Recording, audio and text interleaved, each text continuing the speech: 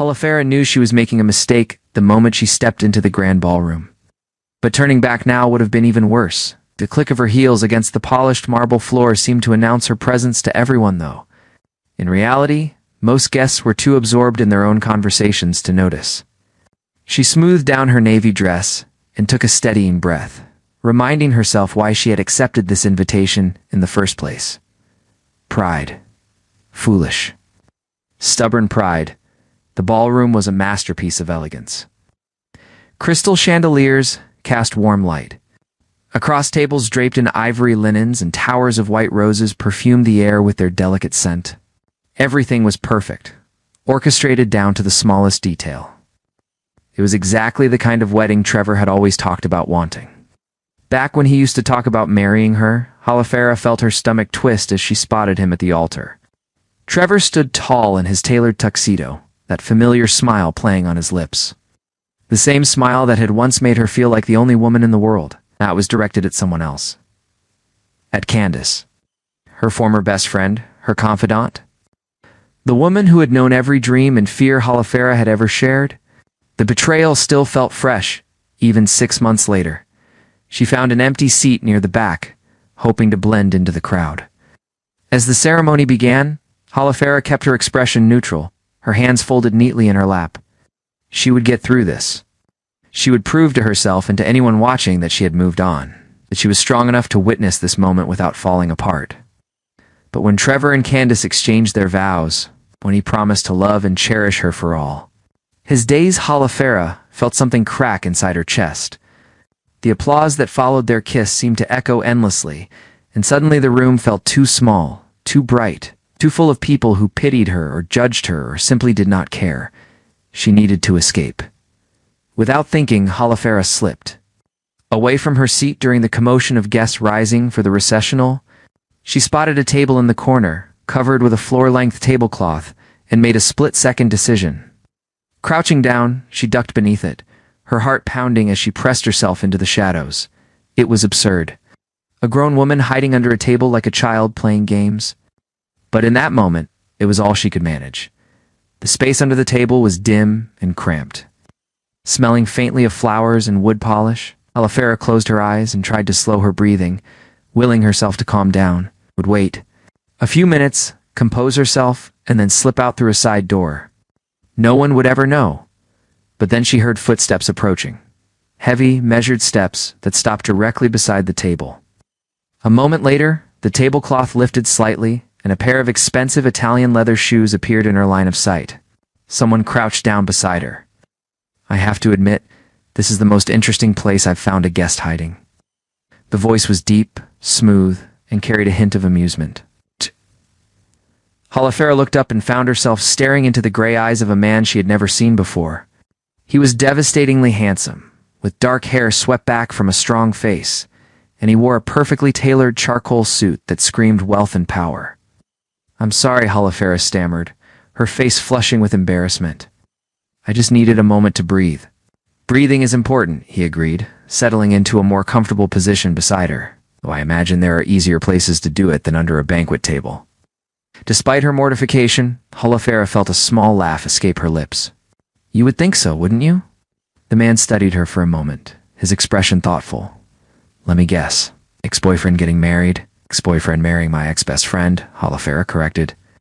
Then immediately wondered why she was sharing this with a complete stranger. He winced sympathetically. That's particularly brutal. It's fine, she lied. I'm fine. I just needed a minute away from all the happiness. Before he could respond, another voice cut through the din of the reception. Holofera? She froze. Trevor was looking for her. Of course he was. Probably wanted to gloat, to make sure she saw how perfectly happy he was without her. The stranger beside her seemed to assess the situation in an instant. Without warning, he reached out and gently pulled her closer to him, his hands settling on her waist.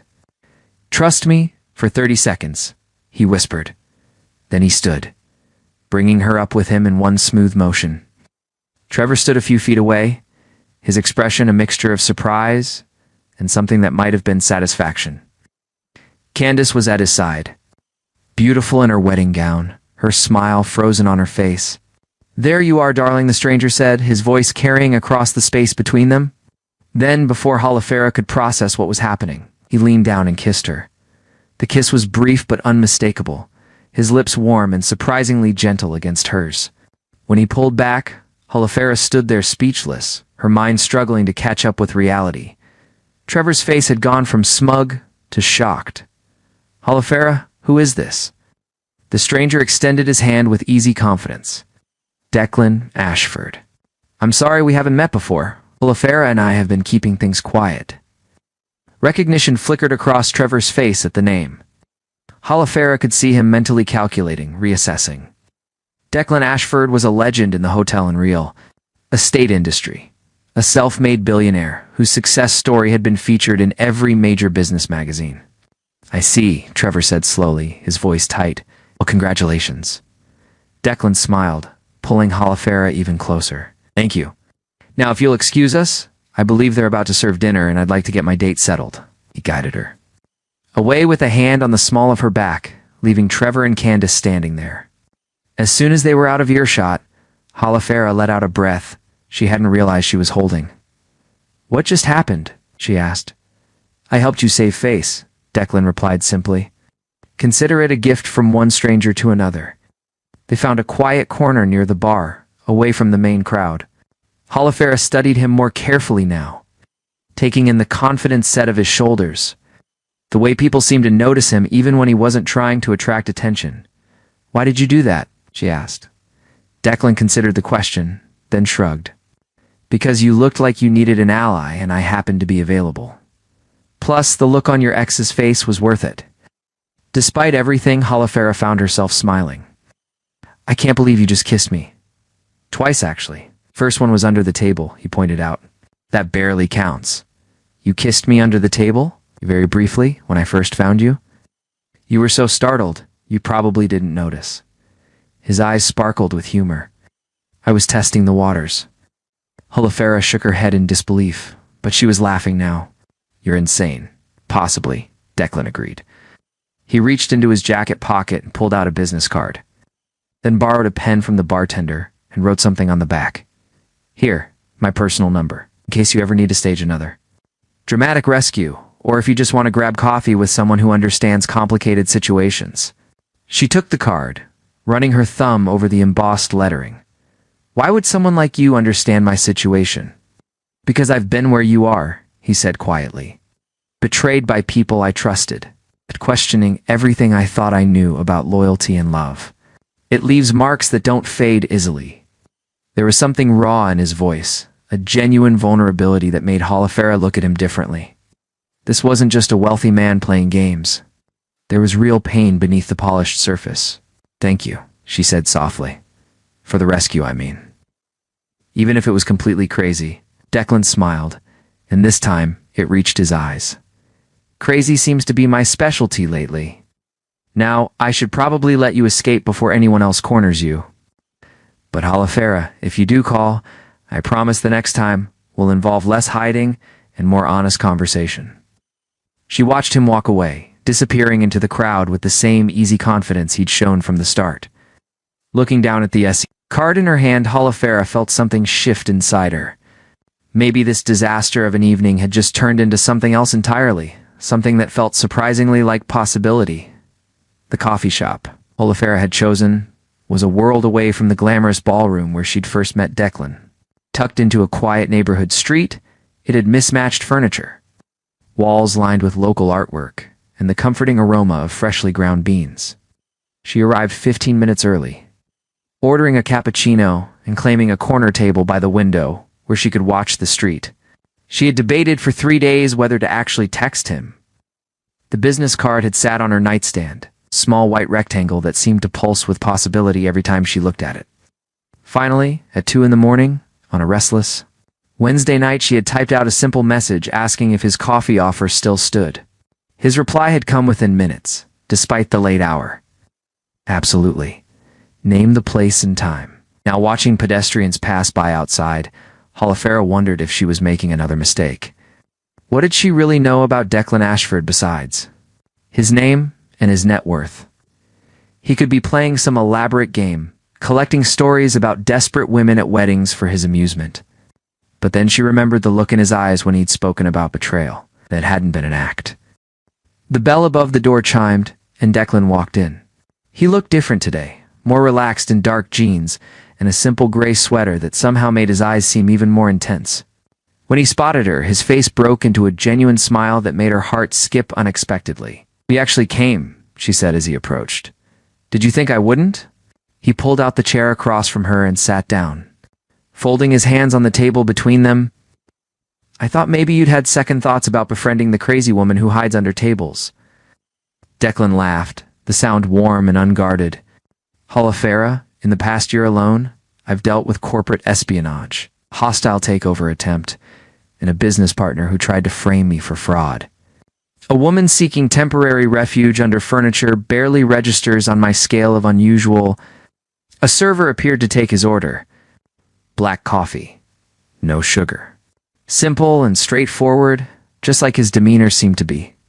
"So," he said once they were alone again, "tell me about Trevor. Not the wedding day version. The real story." Holofera wrapped her hands around her cup, drawing comfort from its warmth. "What makes you think there's more to tell? Because pain that deep doesn't come from a simple breakup? And because you trusted me enough to text at 2 in the morning, which means part of you wants to talk about it." He was right, of course. She did want to talk about it, had been carrying the weight of it alone for too long. Ow. "We were together for 4 years, she began slowly. Met at a design conference. I was just starting out as a freelance graphic designer. He was working for his father's real estate development company. He was charming, attentive, everything I thought I wanted." Declan listened without interrupting, his focus entirely on her. "About 2 years in, I lost my biggest client. It was my own fault, really. I'd been so focused on the relationship that I'd let my work slip. Missed deadlines, delivered subpar designs. When they dropped me, it started a domino effect. Other clients followed." She paused, remembering the panic of watching her career crumble. "Trevor was supportive at first. He encouraged me, told me it was just a rough patch. But after a few months, things changed. He started making comments about how I needed to be more professional, more driven, how I was wasting my potential. Let me guess," Declan said quietly. "The criticism got worse over time." It did. And then Candace entered the picture. She'd been my best friend since college. When she got a promotion at her family's marketing firm, she offered me contract work. I was desperate, so I said yes. Holofera felt her throat tighten at the memory. I threw myself into those projects. Worked 60-hour weeks trying to prove myself. And while I was doing that, Trevor and Candace were getting closer. Office lunches. Strategy meetings that ran late. Weekend planning sessions that I was always too busy to attend. You found out they were having an affair. I walked in on them kissing in Trevor's office. 6 months before the wedding, he didn't even try to deny it. Just told me that Candace understood ambition in a way I never had. That with her family's connections and his father's company, they could build something real together. I was just holding him back. The words still stung, even now. Declan reached across the table and covered her hand with his, the gesture simple but grounding. "He was wrong," Declan said firmly. "People who truly love you don't measure your worth by your productivity or your connections. They see you for who you are, not what you can do for them." Holofera blinked back tears. "How do you know that?" "You don't even know me." "I know enough. I know you had the courage to show up at that wedding, even though it must have torn you apart. I know you picked this place." He gestured around the cozy coffee shop, instead of somewhere expensive, which tells me you're not impressed by money. "And I know that, despite everything Trevor put you through, you're still here, still trying, still believing there's something better out there." She studied his face, searching for any sign of insincerity. But there was only openness there, a willingness to truly see her. "Your turn," she said softly. "You mentioned betrayal. What happened to you?" Declan leaned back in his chair, his expression growing more serious. "I had a business partner, James Cortland. We built our first hotel together right out of college, back when we were both broke and idealistic. For 15 years, we were brothers in everything but blood." He paused, and Halifera could see the old anger flickering in his eyes. 2 years ago, I discovered he'd been systematically embezzling from our company. Millions of dollars funneled into offshore accounts. When I confronted him, he tried to flip the narrative, told our board and investors that I was the one stealing, that I'd become paranoid and unstable. Oh. But you proved your innocence. Eventually, it took 8 months, 3 investigations, and more legal fees than I care to remember. By the time the truth came out, James had fled the country, and my reputation was shattered. Some people still believe his version of events. Halifera squeezed his hand, which was still covering hers. I'm sorry. That must have been terrifying. It taught me that trust is the rarest commodity in the world. Rarer than gold, rarer than success. Once it's broken, it's almost impossible to rebuild. He met her eyes, which is why I'm careful about who I let into my life now. But something about you, Halifera, makes me want to try again. The confession hung in the air between them, vulnerable and honest. Halifera felt her heart racing, torn between the instinct to protect herself and the desire to lean into this unexpected connection. I have a proposition, Declan said, his tone shifting to something more businesslike. I'm starting a new venture. A foundation that helps small businesses and independent creators build their brands. We provide resources, mentorship, funding. I need someone to lead the creative direction. Someone who understands what it's like to struggle and fight for recognition. You're offering me a job? I'm offering you a partnership. A chance to use your gifts to help people who are where you once were. The pay is good, the work is meaningful, and it would give us a reason to see each other regularly without the pressure of figuring out what this is between us. Halifera's mind raced. It was a generous offer, almost too generous. Why me? You could hire any creative director you want, because talent isn't rare. Empathy is. You understand the human cost of failure because you've lived it. That perspective is invaluable. She bit her lip, considering. It was tempting, so tempting. But mixing business with whatever was developing between them seemed risky. Can I think about it? She asked. Of course. Take all the time you need. Declan glanced at his watch, then smiled apologetically. I hate to cut this short, but I have a meeting across town in 40 minutes. Can I see you again soon? I'd like that. They stood, and Declan surprised her by pulling her into a brief hug. It was warm and solid, and Halifera found herself not wanting to let go. Outside the coffee shop, they lingered on the sidewalk. The afternoon sun cast long shadows across the pavement, and a cool breeze carried the scent of autumn leaves. There's a place I want to show you, Declan said suddenly. Tomorrow evening, if you're free, no business talk, no heavy conversations. Just something I think you'll appreciate. What kind of place? You'll see. Wear comfortable shoes? The next evening, Declan picked her up in a sleek black sedan driven by someone else, giving them privacy in the back seat. They drove through the city and up into the hills, following winding roads until they reached a secluded overlook. Come on, Declan said. Taking her hand as they got out, he led her to the edge of the overlook, where the entire city spread out below them like a carpet of lights beginning to twinkle on in the gathering dusk. It was breathtaking, the kind of view that made everything else seem small and manageable. I come here when I need perspective, Declan said quietly. When the noise gets too loud and I forget what matters, Halifera stood beside him, their shoulders touching. It's beautiful. You know what I realized when I was fighting to clear my name? He turned to face her. I'd spent so much energy building an empire that I'd forgotten to build a life. Success means nothing if you have no one to share it with. No one who sees past the money and the reputation to the person underneath. She looked up at him, seeing the vulnerability in his face. Is that what you want? Someone to see the real you? I want someone who challenges me to be better. Someone who isn't afraid to call me out when I'm wrong, who makes me laugh, who reminds me that there's more to life than boardrooms and bottom lines. He reached up and gently tucked a strand of hair behind her ear. Someone like you, Halifera's breath caught. This was the moment, she realized. The moment where she could pull back, protect herself, keep her walls firmly in place. Or she could take a leap of faith. She chose faith. Rising on her toes, she kissed him. This kiss was different from the performative ones at the wedding. It was slow and searching, a question, and an answer all at once. Declan's arms came around her, steady and sure. And for the first time, in longer than she could remember, Holofera felt safe. When they finally pulled apart, both were breathless. Declan rested his forehead against hers, his eyes closed. "I wasn't expecting you," he whispered. "But I'm so glad I found you under that table." Holofera laughed, the sound light and free. "Best hiding spot I ever chose." They stood there as the sky deepened to purple, and the stars began to emerge. Two wounded people, finding unexpected healing in each other's company. And for the first time since Trevor had broken her heart, Holofera felt something she'd thought was lost forever. Hope 3 months had passed since that evening at the Overlook, and Holofera's life had transformed in ways she never could have imagined. She'd accepted Declan's offer to lead the creative direction for his foundation.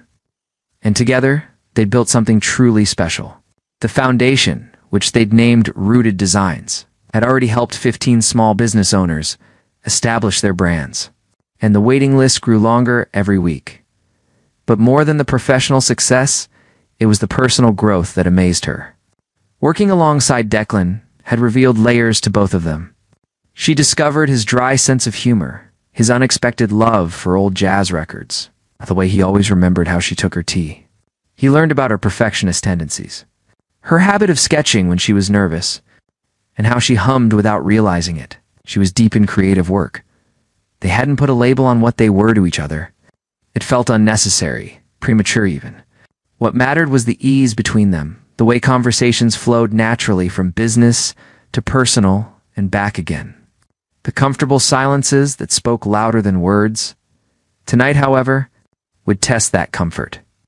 Declan had invited her to a dinner at an upscale restaurant downtown.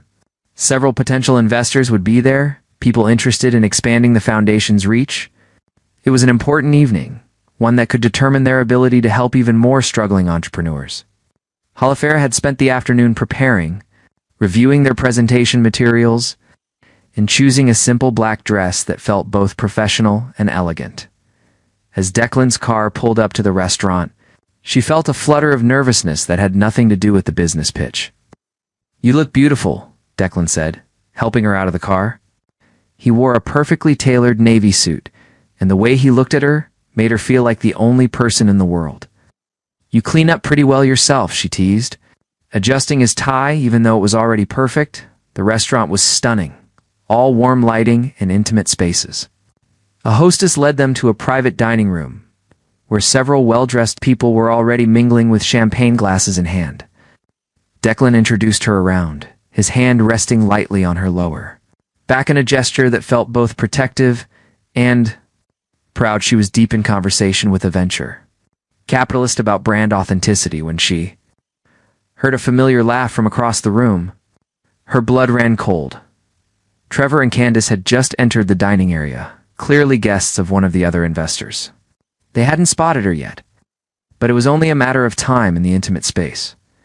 Declan noticed her sudden tension immediately. He leaned close, his voice low and concerned. "Do you want to leave?" Holofera took a deep breath, considering. 6 months ago, she would have fled without hesitation. Even 3 months ago, she might have made excuses and slipped away. But standing here now, with work she was proud of and a man who genuinely valued her, she realized something had shifted. "No," she said firmly. "I want to stay. This is our night, our presentation. I'm not going to let them take that away from me." Pride flickered in Declan's eyes. "That's my girl." The phrase sent warmth through her chest, but she didn't have time to analyze it because Trevor had finally noticed her. His expression cycled through surprise, confusion, something that might have been irritation before settling on forced politeness. Candace, beside him in a designer dress that probably cost more than Holofera's monthly rent, looked equally uncomfortable, Holofera, Trevor said, approaching with his hand extended as though they were casual acquaintances. "What a surprise to see you here." She shook his hand briefly, her grip firm. "Trevor, Candace, I didn't realize you'd be attending. We're here with Richard Ensign," Candace said, gesturing to a silver-haired man nearby. "His firm is considering investing in Trevor's new development project." "How wonderful," Holofera said, and meant it. She genuinely didn't care about Trevor's projects anymore. The realization was liberating. Trevor's gaze shifted to Declan, who had moved closer to Holofera's side. Ashford, I heard you two were working together. Some kind of charity project? There was condescension in his tone, a dismissiveness that once would have stung. Now it just seemed petty. Foundation, Declan corrected smoothly.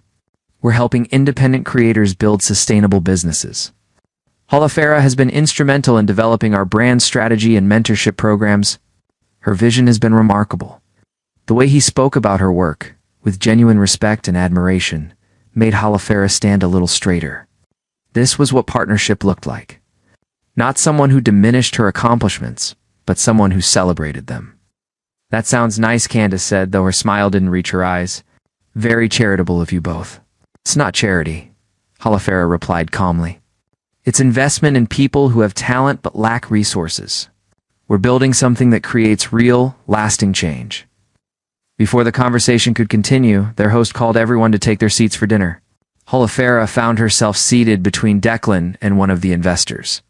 With Trevor and Candace mercifully at the opposite end of the table, throughout the meal, she focused on engaging with the people around her, answering questions about rooted designs with passion and clarity. She shared stories of the entrepreneurs they'd helped, painting vivid pictures of transformation and success. Several investors leaned forward, genuinely interested, asking for more details and taking notes. Declan watched her with quiet admiration, occasionally adding context, but mostly letting her shine. When she glanced at him between conversations, he would offer a small smile of encouragement, a silent message that he was there, that she was doing brilliantly across the table. She could feel Trevor watching too, but his expression was different. Gone was the superiority she'd seen at the wedding. Now there was something else. Recognition, perhaps. An understanding that he'd underestimated her, that she'd grown beyond the version of herself he'd known and dismissed. After dinner, as people mingled over coffee and dessert, one of the investors approached Holofera directly. I'm very impressed with what you've built, the woman said. I'd like to schedule a follow-up meeting to discuss a substantial investment. Your approach to sustainable brand building is exactly what the market needs. Holofera felt a surge of triumph. I'd be delighted. Thank you so much for your interest. As the woman walked away, Declan appeared at her side with 2 glasses of wine. You were magnificent tonight. We were magnificent, she corrected, accepting the glass. This is our project, remember? About that, Declan said, his expression turning serious. I need to tell you something. Her heart skipped. What is it? When I first asked you to work with me, I told myself it was purely professional, a smart business decision. But I was lying to myself. He set down his glass and took her hand. Holofera, you've become the most important person in my life. Not because of the foundation, not because of your talent, although those things are wonderful, but because of who you are. Your strength, your kindness, your ability to find beauty in broken things and help put them back together. Holofera felt tears prickling at her eyes. Declan, I'm not asking for anything you're not ready to give, he continued quickly. I just needed you to know that this, us, it's real for me. Completely real. She set down her own glass and cupped his face in her hands. It's real for me too. You make me feel seen in a way I never have before. Not as a project to fix or a stepping stone to something better, but as myself, fully and completely myself. He kissed her then, soft and sweet, oblivious to the other guests around them. When they pulled apart, Holofera noticed Trevor standing nearby, having witnessed the exchange. But for once, his opinion didn't matter. Nothing about her past mattered anymore. I have something for you, Declan said, reaching into his jacket pocket. He pulled out a small box, and for a heart-stopping moment, Holofera thought it might be a ring. But when he opened it, she found a delicate silver key on a chain. It's the key to my apartment, he explained. Not because I expect you to move in, or because I'm trying to rush anything, but because I want you to know that you always have a safe place to go, somewhere you never have to hide or pretend or be anything other than exactly who you are. Holofera took the necklace with trembling hands. The gesture was so thoughtful, so perfectly attuned to what she needed, that she couldn't find words. Instead, She turned so he could fasten it around her neck, feeling the weight of the key rest against her heart. "Thank you," she whispered. The evening wound down with promises of future meetings and new partnerships. As they prepared to leave, Candace approached Holofera alone, her expression uncertain. "Can I talk to you for a minute?" she asked. Holofera hesitated, then nodded. They stepped into a quiet hallway away from the others. "I know I have no right to say this," Candace began, "but I need you to know that I'm sorry. What I did was inexcusable. You were my best friend, and I betrayed that in the worst possible way." "You're right," Holofera said simply. "You did betray me, and it hurt more than I can describe." Candace flinched, but held her gaze. "I don't expect forgiveness. I just wanted you to know that seeing you tonight, seeing how well you're doing, it made me realize what I lost. Not just your friendship, but the person I used to be before I let ambition and selfishness consume me." Holofera felt a strange sense of closure settling over her. "I appreciate you saying that. I don't know if we'll ever be friends again, but I don't hate you anymore. I've moved past it." "You've done more than move past it," Candace said softly. "You've built something beautiful. I'm happy for you, truly." They parted with a brief nod. Not quite reconciliation, but perhaps the beginning of peace. When Holofera returned to Declan's side, he searched her face with concern. "Are you okay?" "I am," she said, surprised to find it was true. "I really truly am." The months that followed brought new rhythms and routines. Holofera found herself spending more time at Declan's apartment, the key around her neck becoming a symbol of belonging rather than escape.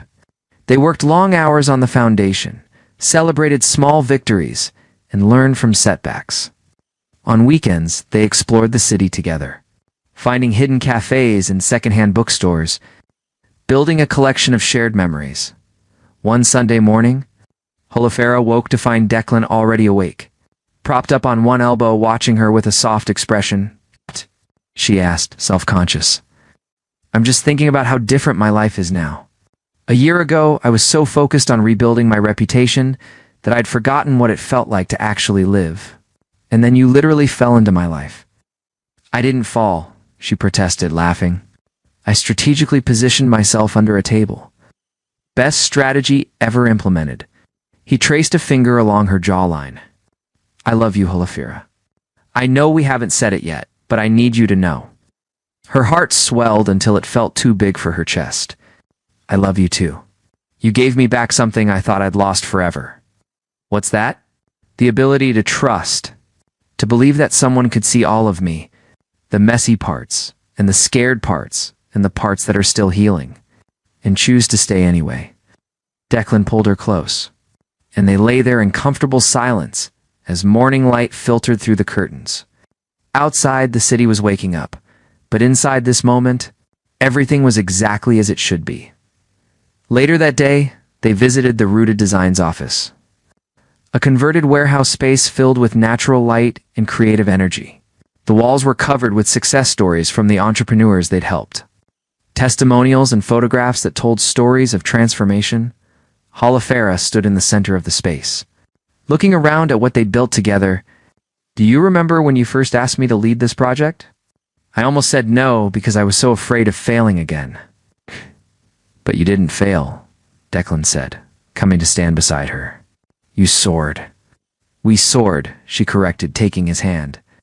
"I couldn't have done this without you. Not just the resources you provided, but the belief. You believed in me when I'd stopped believing in myself." He kissed her temple. "That's what love does. It holds up a mirror and shows us the truth about ourselves, the good parts we've forgotten or never saw in the first place." As evening fell, they returned to Declan's apartment, cooking dinner together in the kitchen while jazz played softly in the background. It was a scene of such ordinary domesticity that it almost took Holofera's breath away. This was what she'd been searching for all along. It's not grand gestures or fairy tale romance, but this quiet partnership, this sense of home. "What are you thinking about?" Declan asked, noticing her expression. "I'm thinking about how far I've come. A year ago, I was hiding under a table, trying to disappear. Now I'm standing in the light, doing work I love with a person who sees me for who I really am. It feels almost miraculous." "It's not a miracle," Declan said softly. "It's just what happens when you're brave enough to stop hiding and start living." She moved into his arms, resting her head against his chest and listening to the steady beat of his heart. "Thank you for finding me that night. Thank you for letting yourself be found." They stood like that for a long moment. Two people who had been broken by betrayal, but had found healing in honesty and connection. The past still existed, scars still remained, but they no longer defined the story. What defined it now was choice. The choice to trust again, to love again, to believe that beautiful things could grow from painful places. As night settled over the city, Halafera realized she'd finally learned the most important lesson of all. True love didn't demand perfection or performance. It didn't ask you to hide your wounds or pretend to be stronger than you were. True love simply offered presence, a steady hand in the darkness, a safe place to rest while you found your way back to yourself. And in finding that love, she'd discovered something even more precious. She'd found herself again. Not the version Trevor had wanted her to be. Not the person she'd tried so hard to become, but the authentic, complicated, beautifully imperfect woman she'd always been beneath the surface. She was home at last, not in a place, but in a feeling. In the quiet confidence of being fully known and fully loved, in the freedom of no longer having to hide. And as Declan's arms tightened around her, Halafera smiled, knowing that the best chapters of her story were still being written, one honest moment at a time. The Eon D. Sometimes the greatest love stories don't begin with fireworks and passion. Sometimes they begin with a moment of vulnerability, a stranger's kindness, and the courage to believe that healing is possible. Halafera and Declan's journey reminds us that the right person doesn't complete, but rather creates a safe space where we can become whole again on our own terms. True love doesn't rescue. It witnesses, supports, and celebrates the strength we find within ourselves.